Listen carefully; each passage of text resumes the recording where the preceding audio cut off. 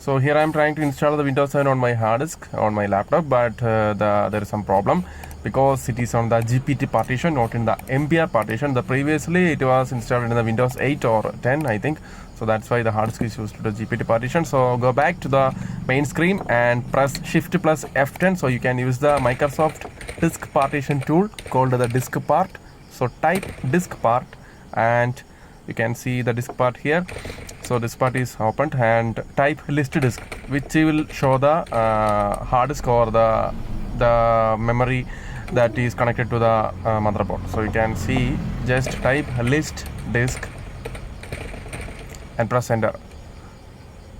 So the disk 0 is my hard disk and the disk 1 is my pen drive, 16 GB pen drive. So select disk 0. So type select disk 0 and that's it. Press enter. So disk 0 is now the selected disk and type clean. It's a simple word to wipe the entire hard disk. So there will be data loss. Clean. Press enter.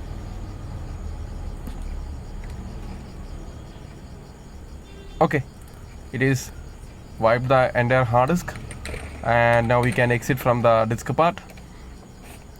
Close this command prompt and click on the install now button. Agree with the term custom. So you can see only one partition is there, so we need to create partitions. I am only allowing 100 GB to the C drive.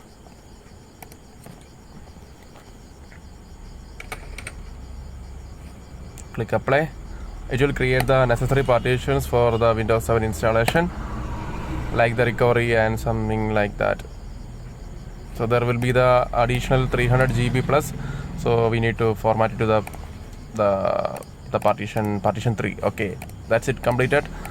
Select the disk 0, whichever you want to install the Windows 7. Click next. That's it. Now it will start installing the Windows 7 on your hard disk. Thank you.